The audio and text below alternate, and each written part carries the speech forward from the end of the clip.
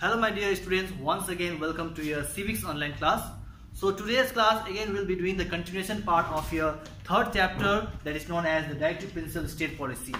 So if you have seen the previous video that I have uploaded in a group, you must have seen that how the directive principles of state policy plays a very important role with the article number 36 to 51 as well as under the part number 4. So when we talk about the directive principle, it mainly reflects that how all the citizens of India are also being given instruction, a kind of guidelines, and what are the states or what are the programs that we need to follow under different kinds of principles. So again in today's class we'll be just going through all the subtopics that we need to follow whenever we study chapter number 3, that is known as DPSP. So talking about first known as how the directive principles are also categorized under 3 broad categories. So first we talk about the social and economic principle. So when we talk about the social and economic principle, in this principle mainly about the society, what kind of problem that the people are facing regarding all those kinds of topics and how to get rid of all those sorts of problem. And talking about even the economic, like agriculture, how agriculture stands as the backbone of our nation India, and mainly we see this all the rural or in the village level. So next we talk about the Gandhian principle. So Gandhian, as we all know, Mahatma Gandhi, as is regarded as the father of nation, who is also been given a lots of respect by the people as he also stood as the freedom fighter or as a leader, and mainly under his principle it has been highlighted that how employment plays a very important role as well as dealing with compulsory education till the age of 14 in all sorts of government schools. Education must be given. Apart from that, even we talk about how the SC and ST, scheduled caste as well as scheduled tribe, people are also being reserved for different types of field with like agriculture field, like we talk about animal husbandry, and this all mainly reflects about the Gandhian principle. And the last topic for the directive principle state policy is known as the general principle. In the general principle, we see mostly the topics like what kind of a legal help is being given by the government to all the citizens, those who are from the backward area or those who are a little bit poor, those who cannot fulfill their needs. On that basis they are being given a aid or help, followed by how there should be a international peace and security among the states as well as India along with other nations of the world. So this also comes as a general principle, and even the citizens should feel that what are the principles that highlights with all the 3, mainly highlighting for the citizens betterment, welfare, and even for the development of our nation, that is India.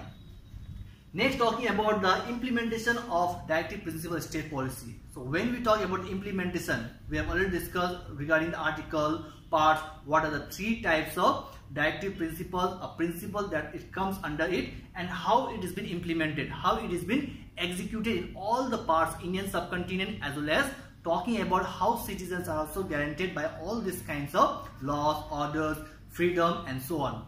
So first talking about the seats that are being reserved under 3 types of people. First talking about SC, scheduled caste, followed by scheduled tribe, and the OBC, which also stands as other backward classes. So this mainly sees that how the people are being given with lots of principles regarding education, through agriculture, like compulsory health, private hospitals, or like schools. All this also comes under those kinds of implementation of directive principle of state policy.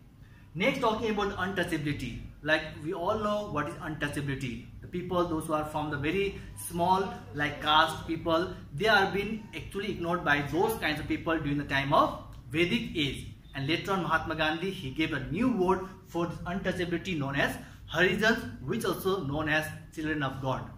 But now according to the Constitution of India, article number 17, it states that abolition of untouchability. That means all the citizens of India, they are equal in the eye of law. There should not be any such kind of discrimination.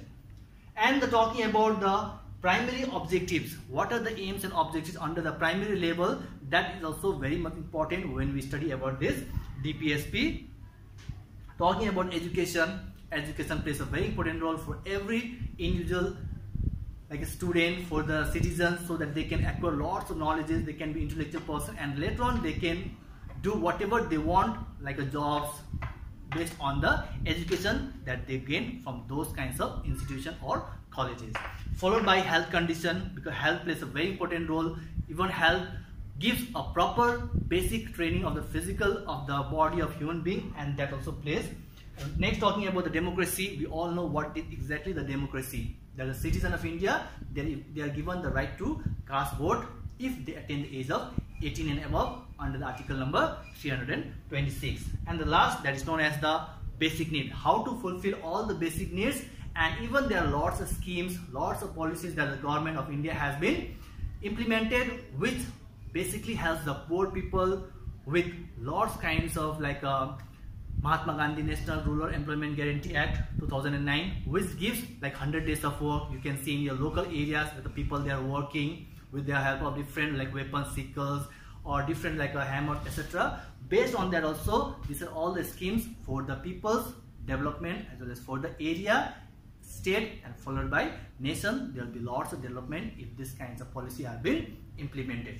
So hope you have understood in today's class the sub topics that we need to focus on the third chapter. Till then, stay safe. Thank you. God bless.